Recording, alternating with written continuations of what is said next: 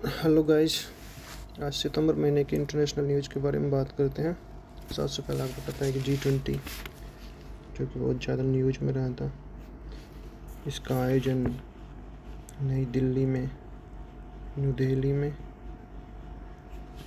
में 9 एंड 10 सितंबर को आयोजन हुआ इसका। यह G20 का 18वां शिखर सम्मेलन था। इसमें शामिल देश, टोटल मेंबर इसके 20 हैं, जिनमें से 19 देश हैं, 19 देश और एक यूरोपियन यूनियन। टोटल मेंबर इसके 20 मेंबर्स ने इसमें भाग लिया था। और वर्तमान में 21वां मेंबर अफ्रीकन यूनियन को बनाया गया है। अफ्रीकन यूनियन इसका मेंबर बन चुका है ना। टोटल मेंबर वर्तमान में इसके 21 हो चुके हैं, ये ध्यान रखने वाली बात है। चलो इसमें शामिल मेंबर्स की बात करते हैं नेक्स्ट पेज पर। शामिल देशों को इसको एक ट्रिक से याद कर सकते हैं, जैसे गुरु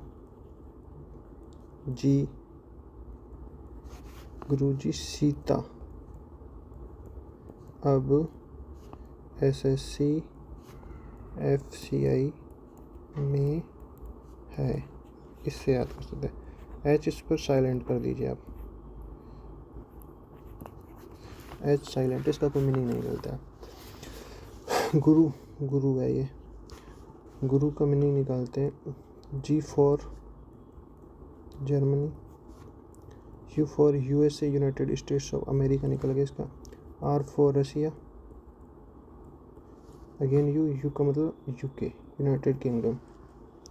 अब सीता का मीनिंग निकालते हैं। S फॉर साउथ अफ्रीका निकाल लो, साउथ अफ्रीका। I फॉर ये G रह गया, G का मतलब है जापान, और I का मतलब इंडिया मान लो इसको, है ना। और फिर अगेन आई आ गया, इसका I का मतलब हो गया Indonesia. T for Turkey, A for Australia मान लो, ऑस्ट्रेलिया। अब A फॉर इसको अर्जेंटीना मान लो ना, अर्जेंटीना। B फॉर ब्राज़ील, दोनों पास के कंट्रीज हैं ये, साउथ अमेरिका के। और SSC आ गया, SSC को नेक्स्ट पेज पे देखते हैं। SSC, S for south Africa ले लिया, तो अब S फॉर सऊदी मान लो, सऊदी अरब ना। अगेन ऐसा गया, इसको साउथ कोरिया मान लो, दक्षिण कोरिया के अध्ययन जिसकी सियोल है। C फॉर चाइना ना। SSC FCI में है ना, FCI का मतलब निकाल लो। FCI का मतलब हो गया F का मतलब France, C for Canada, again I आ गया। I का मतलब मान लो इटली, है ना। 3 आई आ गए, एक इंडिया था, एक इंडोनेशिया, एक अगेन ये इटली। ME लास्ट बचा है। M का मतलब मैक्सिको, E का मतलब यूरोपियन यूनियन। ये कंट्री नहीं है, एक यूनियन है जो इसका मेंबर है ना। अब एक 21वां मेंबर इसको बना लिया गया है, अफ्रीकन यूनियन को ना। तो 19 तो कंट्रीज है G20 में, 19 देश हैं वर्तमान में। दो यूनियन कौन कौन सी हैं? एक तो यूरोपियन यूनियन पहले से था, और वर्तमान में अफ्रीकन यूनियन को इसमें शामिल कर लिया गया। टोटल मेंबर इसके 21 हो चुके हैं। ठीक है, चलो और बात करते हैं इसके बारे में, G20 के बारे में। इसका थीम, इसका विषय, थीम मीन्स विषय क्या था? ये था one earth, one family and one future, इसका थीम था। यह आयोजित का नई दिल्ली में था, भारत मंडपम, जो कि एक इंटरनेशनल मीटिंग सेंटर है, इंटरनेशनल कन्वेंशन मीटिंग सेंटर, जहाँ पर बहुत सारी इंटरनेशनल मीटिंग का आयोजन होता है। भारत मंडपम, वहाँ पर इसका आयोजन किया गया था। इसी G20 की मीटिंग के दौरान एक अलायंस और बनाया गया जिसका नाम था global biofuel alliance, biofuel alliance, alliance. ये अभी इसका बनाने का बात चल रही है। इसमें अभी टोटल मेंबर कितने होंगे और क्या इसका सब्जेक्ट हुआ, किस बारे में। सब्जेक्ट तो पता है बायोफ्यूल से रिलेटेड है, तो क्या क्या होने वाला है इसमें नेक्स्ट टाइम अभी पता लगेगा। लेकिन इसको 7 देशों ने इसको समर्थन दिया था मीटिंग के दौरान। 7 देशों ने, 7 देशों का नाम था, अर्जेंटीना था एक, तो ब्राज़ील था एक, कनाडा था, इंडिया ने तो इसको पहली की थी बनाने के लिए, इटली था, साउथ अफ्रीका था एंड यूएसए। ये 7 कंट्रीज थे जो जिसने इनको समर्थन किया था। बस G20 के बारे में तो यही बात थी। और बातों के बारे में अपन इस स्लाइड से पढ़ते हैं। देखिए, भारत की अध्यक्षता में 18वें G20 शिखर सम्मेलन का आयोजन नई दिल्ली के प्रगति मैदान पर। ये भारत मंडपम कहाँ पर है? भारत मंडपम प्रगति मैदान में स्थित है। मंडपम क्या है? भारत मंडपम एक मीटिंग सेंटर है प्रगति मैदान दिल्ली में, वहाँ पर इसकी मीटिंग का आयोजन किया गया था। ये पहला अवसर था भारत ने G20 की शिखर सम्मेलन की मेज़बानी की थी। हाँ, सही बात है। एंड इसका थीम ये रहा, थीम इसमें लिखी रहा, एक पृथ्वी, एक परिवार, एक भविष्य। इसका थीम था वसुदेव कुटुम्बकम। वसुदेव कुटुम्बकम, इसका मीनिंग यही होता है, ये 1 अर्थ 1 family 1 future. Agenda G20, Bharat में G20 वार्ता के लिए निम्न 6 एजेंडा प्राथमिकताएं तय की गई थी। हरित विकास, जलवायु, वित्त और लाइफ स्टाइल फॉर इन्वायरमेंट। त्वरित, समावेशी और लचीला विकास, SDG पर प्रगति में तेजी लाना, तकनीकी परिवर्तन, डिजिटल सार्वजनिक अवसंरचना, 21वीं सदी के लिए बहुपक्षीय संस्थाएं, महिला नेतृत्व वाला विकास। ये इसकी प्राथमिकता एजेंडा था मैन। शामिल देशों को मैंने आपको बता ही दिया। इसमें उपलब्धियाँ, इसमें अफ्रीकन यूनियन को इसमें शामिल किया गया था, ये भी बता दिया। और अफ्रीकन यूनियन के 21वें सदस्य अध्यक्ष 21वें अफ्रीकन यूनियन के 21वें अध्यक्ष अंजाली असोमेनी हैं, जो कि कोमोरोस के राष्ट्रपति भी हैं। हाँ, इसके अफ्रीकन यूनियन के ये अध्यक्ष हैं। और सदस्य देशों के नेता द्वारा Bharat, Indian, middle east, Europe economic order प्रस्तावित तो पारित किया गया था। हाँ, ये और इसी मीटिंग में ये इकोनॉमिक ऑर्डर बनाने की बात की थी, जो भी नेक्स्ट टाइम पता लगेगा इसका पूरा क्या क्या होने वाला है इसमें। देखिए, IMEC और एक ग्लोबल बायोफ्यूल, जिसके बारे में बात कर ली। बस यही था G20 में। G20 की नेक्स्ट मीटिंग ब्राज़ील की अध्यक्षता में होगी और ब्राज़ील के राष्ट्रपति हैं लुइज लूला डा सिल्वा। इसका पास ये G20 के बारे में होगी बात। अब नेक्स्ट बात करते हैं इस पे।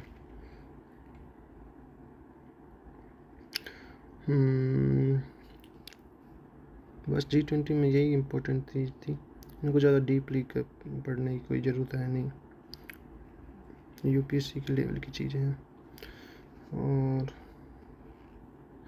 नेक्स्ट इंटरनेशनल न्यूज़ है, भारत और सऊदी अरब के मध्य ऊर्जा क्षेत्र में सहयोग हेतु समझौता। सऊदी अरब के क्राउन प्रिंस और प्रधानमंत्री प्रिंस मोहम्मद बिन सलमान बिन अब्दुल अजीज़ अल सऊद G20 मीटिंग में शामिल होने के उद्देश्य के साथ ही भारत के राज्य के मेहमान के रूप में भारत आए थे। उनकी भारत और सऊदी अरब ने ऊर्जा क्षेत्र में सहयोग पर एक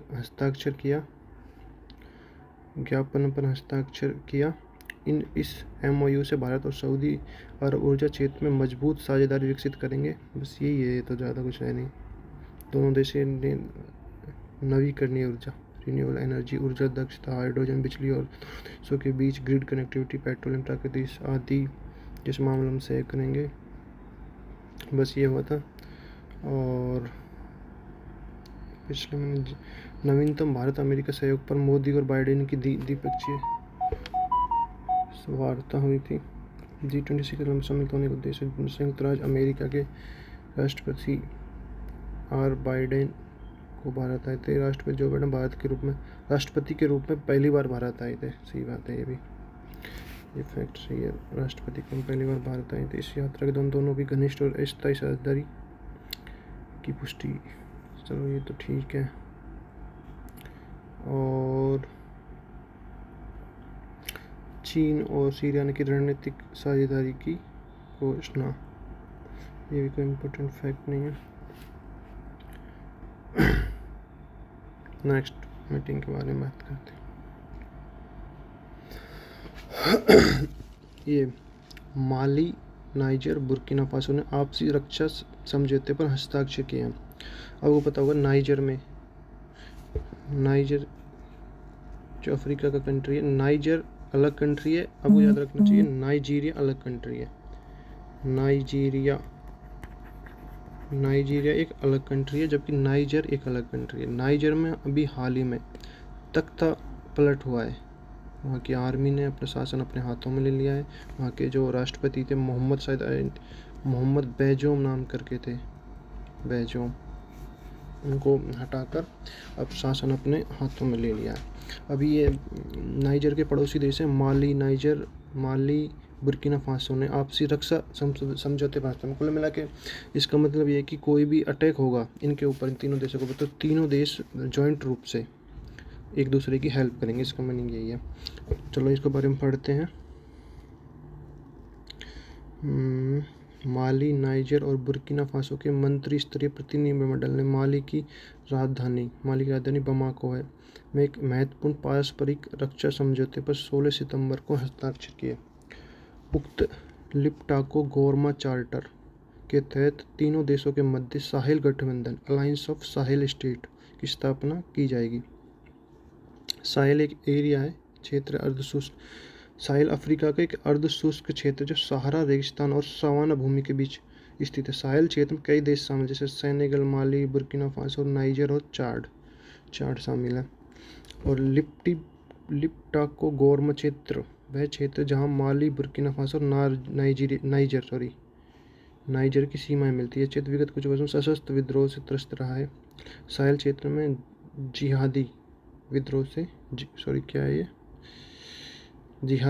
जूझ रहा है, जो वर्ष 2012 में उत्तरी माली में उभरा, बाद में 2015 में बुर्किना फासो और नाइजर तक फैल गया। तो ये समझौता हुआ तीनों कंट्रीज के मध्य में। और अब नेक्स्ट न्यूज़ के बारे में बात करते हैं। एक ये थी, इंडिया, इजराइल और यूएई और अमेरिका ने एक जॉइंट स्पेस वेंचर की घोषणा की है कि अंतरिक्ष में क्या क्या रिसर्च एनालिसिस क्या हो सकते हैं, उसके बारे जॉइंट रूप से इसके रिसर्च करेंगे। इस बारे में एक संयुक्त अंतरिक्ष उद्यम की घोषणा की है। भारत, इजराइल, संयुक्त अरब अमीरात और अमेरिका, I2U2, इसमें 2 I हैं 2 U हैं, है ना। India, Israel, USA and United Arab अमीरात, UAE, संयुक्त अरब अमीरात, 4 या I2U2 ने जॉइंट रूप से संयुक्त अंतरिक्ष उद्यम की घोषणा की है। हाँ, तो आप देख सकते हैं इसमें क्या क्या होगा। इसका प्राथमिक उद्देश्य 4 I2U2 भागीदार देशों के अंतरिक्ष आधारित अवलोकन डाटा और क्षमताओं का उपयोग करना है। इसका उद्देश्य नीति निर्माताओं, संस्थानों और उद्यमियों के लिए एक अद्वितीय अंतरिक्ष आधारित उपकरण विकसित करना है और मानवता की भलाई के लिए अंतरिक्ष डाटा के अनुप्रयोगों को करना है। हाँ, सिंपल सी बात है। अब आसियान के बारे में बात करते हैं। आसियान, इसमें लिख ही रहा है, आसियान का 43वां शिखर सम्मेलन 5 से 7 सितंबर को इंडोनेशिया की राजधानी जरकाता में आयोजित किया जाए। इसका थीम था आसियान मामले विकास का केंद्र, आसियान मैटर्स एपिसेंट्रम ऑफ ग्रोथ। चलो इसके आसियान के बारे में और बात करते हैं।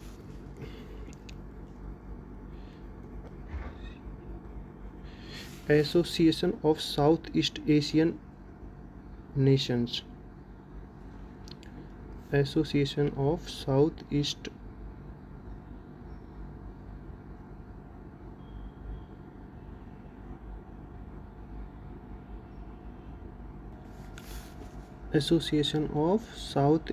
एशियन नेशंस, इसका 43वां शिखर सम्मेलन हाल ही में 5 से 7 सितंबर को जरकाता, इंडोनेशिया की राजधानी क्या है, जरकाता में आयोजित हुआ था। आसियान में शामिल देशों की बात करते हैं अपन। ये रहा आपका आसियान, इसमें टोटल शामिल देश हैं 10। इनको एक ट्रिक से याद करते हैं। TV clip of MBBS, TV clip of MBBS, total 10 countries है। T for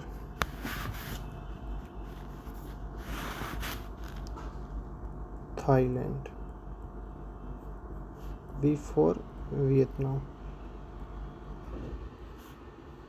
C for Cambodia, L for Laos. छोटे छोटे देश हैं ये, इंडिया के ईस्ट में पड़ते हैं। I for Indonesia,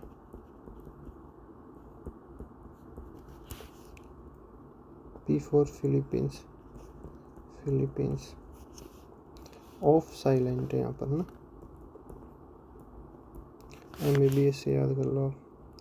Myanmar, no sorry, M for Malaysia, Myanmar भी है, तो इसको B से मानेंगे।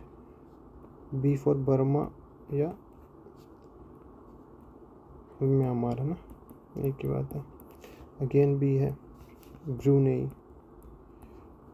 Brunei, S Singapore, developed countries है सबसे ज़्यादा। ये टोटल इसके 10 कंट्रीज है। इसे याद रखें, TV clip of MBBS, ASEAN के 10 कंट्रीज है। Association of South East Asian Nations के 10। इसका 43वां शिखर सम्मेलन, 43वां शिखर सम्मेलन जकार्ता, इंडोनेशिया की राजधानी में आयोजित किया था। जकार्ता, जो कि इंडोनेशिया के प्रधानमंत्री जोको विडोडो, उनकी अध्यक्षता में इसका आयोजन किया गया था। चलो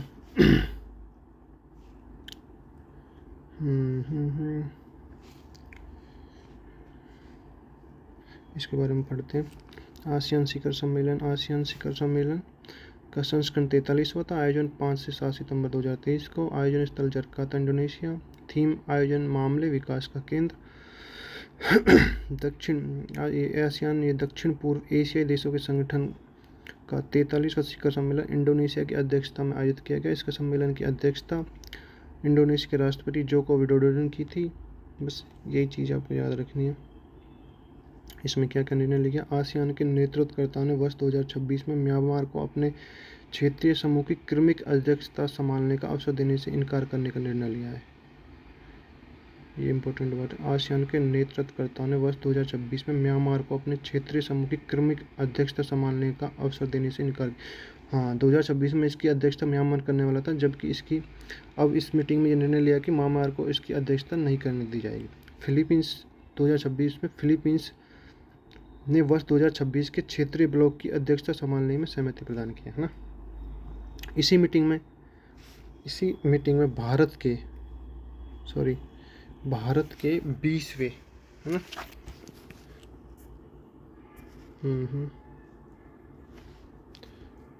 भारत के 20वें यानी आसियान एंड इंडिया की 20वां शिखर सम्मेलन आयोजित किया था। इसी मीटिंग के दौरान शिखर सम्मेलन का आयोजन हुआ। आसियान और इंडिया का 20वां शिखर सम्मेलन इस जकार्ता में इसका मीटिंग, इसमें प्रधानमंत्री मोदी गए थे। बस यही बात इम्पोर्टेंट थी इसमें याद करने के लिए। So thank you. नेक्स्ट मिलते हैं नेशनल न्यूज़ में।